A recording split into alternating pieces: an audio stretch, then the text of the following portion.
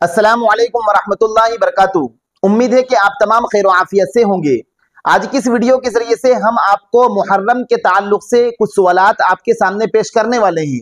वो सवाल ये है कि क्या मुहर्रम के महीने में सगाई करना, ब्याह करना, शादी करना, इसी तरीके से शादी की तारीख तय करना, ये तमाम चीज़ें जायज़ नहीं है।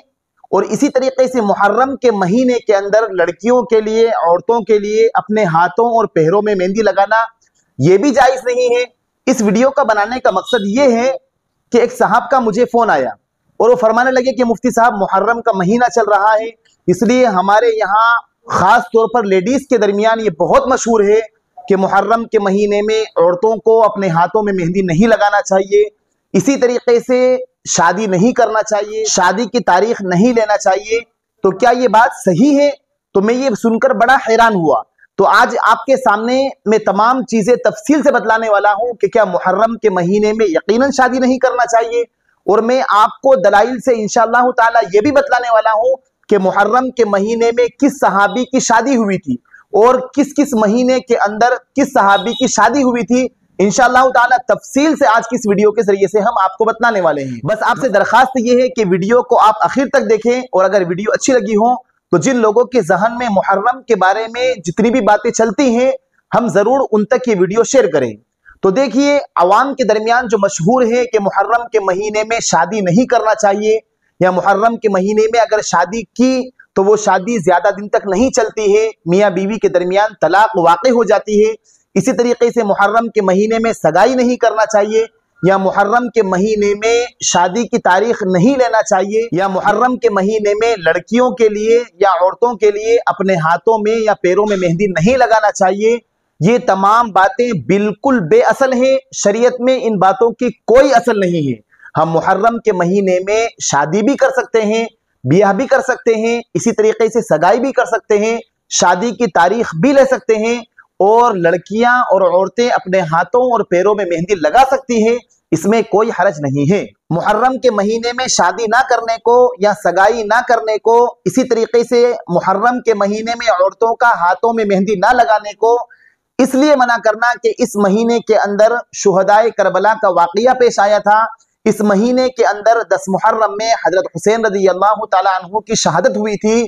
सिर्फ इसलिए इस महीने को गम का महीना समझना, या सिर्फ इसलिए इस महीने में खुशियां वाले काम ना करना, जो खुशी वाले काम होते हैं उन कामों का ना करना, तो फिर आप देखिए कि साल में कोई भी महीना ऐसा नहीं है कि जिसमें खुलफाए राशिदीन बड़े बड़े सहाबा की वफात ना हुई हो या बड़े बड़े सहाबा की शहादत ना हुई हो। इस एतबार से तो जिलहिज्जा के महीने में भी शादी करना हराम होगा, इसलिए कि 13 जिलहिज्जा को हजरत उस्मान रज़ी अल्लाह ताला अन्हु को भी शहीद कर दिया गया था, और बड़े दर्दनाक अंदाज से और बड़ी अलमनाक शहादत हुई थी, और फित्तीनों ने आपको शहीद कर दिया था।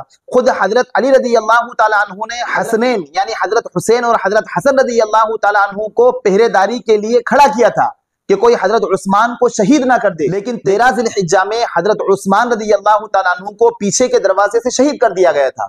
तो फिर हजरत उस्मान रज़ी अल्लाह ताला अन्हु जो खलीफे सालिस हैं, तो क्या हम फिर जिलहिज्जा के महीने को भी मनहूस समझे? क्या फिर हम जिलहिज्जा के महीने को भी गम का महीना समझे? इसी तरीके से हजरत अबू बकर सिद्दीक रज़ी अल्लाह ताला अन्हु की वफात जमादुल उला में हुई, तो क्या जमादुल उला का महीना भी गम का महीना है? क्या उस महीने के अंदर भी हमें शादी ब्याह सगाई इसी तरीके से हाथों में मेहंदी नहीं लगाना चाहिए? और खुद हजरत अली रज़ी अल्लाह ताला अन्हु जो हजरत हुसैन रज़ी अल्लाह ताला अन्हु के वालिद मोहतरम हैं, जो खलीफे राबि है, जो हुजूर सल्लल्लाहु अलैहि वसल्लम के दामाद हैं, खुद आपकी वफात 21 रमजान को हुई। तो क्या रमजानुल मुबारक का महीना गम का महीना है? क्या रमजानुल मुबारक के महीने में औरतें अपने हाथों में मेहंदी नहीं लगा सकती है? क्या रमजानुल मुबारक के महीने में शादी ब्याह और शादी की तारीख तय नहीं कर सकते हैं? तो ऐसा कोई सा भी महीना नहीं होगा कि जिसके अंदर किसी बड़े सहाबी की वफात ना हुई हो या किसी बड़े सहाबी को शहीद ना किया गया। तो लिहाजा मुहर्रम के महीने को सिर्फ शहादत की वजह से, हजरत हुसैन की शहादत की वजह से या वाक़या करबला के पेश आने की वजह से गम का महीना समझना या शोक का महीना समझना, कोई खुशी वाले काम ना करना, ये तमाम चीजें जहालत पर मबनी है, और ये अहले तशय्युअ यानी शिया लोगों के करने की वजह से ये हमारे दरमियान में आ चुका है। वरना शरीयत ने हमें ऐसा तमाम काम करने से बिल्कुल मना नहीं फरमाया है। बल्कि बाज हदीस की किताबों से मिलता है कि हजरत अली रदी अल्लाह ताला अन्हु और हजरत फातिमा रदी अल्लाह ताला अन्हा, जो खुद हजरत हुसैन रदी अल्लाह ताला अन्हु के वालिद मोहतरम और वालिदा मोहतरमा है, उनकी शादी खुद मुहर्रमुल हराम के महीने में हुई। तो आप खुद देखिए कि मुहर्रम के महीने में हजरत अली और हजरत फातिमा की खुद शादी हुई। तो अब हम मुहर्रम के महीने में शादी ना करें और इसको गम का महीना समझे, मनहूस महीना समझे, तो यकीनन ये हमारी बात जहालत पर मबनी है और हम वो काम कर रहे हैं जिससे शरीयत ने हमें मना नहीं फरमाया है। बल्कि मैं ये समझता हूं कि अगर कोई शख्स मुहर्रम के महीने में शादी करेगा या मुहर्रम के महीने में सगाई करेगा या मुहर्रम के महीने में लड़कियां अपने हाथों में मेहंदी लगाएगी, जहां पर इन तमाम कामों के करने को मनहूस समझा जाता हो या रोका जाता हो, तो अगर कोई करेगा तो यकीनन उसे सवाब मिलेगा। इसलिए कि एक नई बिदअत, नई चीज, नई खुराफात जिसको हमारे नबी ने मना नहीं फरमाया है, जिसको कुरान और हदीस ने मना नहीं फरमाया है, वो चीज हमारे दरमियान अगर शुरू हो जाएगी तो अगर हम उसको खत्म करने के लिए उस पर अमल करेंगे तो यकीनन हमें सवाब मिलेगा और हम यकीनन सवाब के मुस्तहिक होंगे। और एक नई खुराफात जो हमारे दरमियान अहले तशय्युअ से, अहले शिया के दरमियान से हमारे दरमियान आ चुकी है, उसको खत्म करने की वजह से अगर कोई ऐसा अमल करेगा तो इंशाअल्लाह ताला यकीनन वो सवाब का मुस्तहिक होगा। और यकीनन जितने लोग देखकर उस चीज को छोड़ देंगे और इस पर अमल करेंगे तो यकीनन उन तमाम लोगों का सवाब भी ऐसे शख्स को मिलेगा जो इस काम में पहल करता है।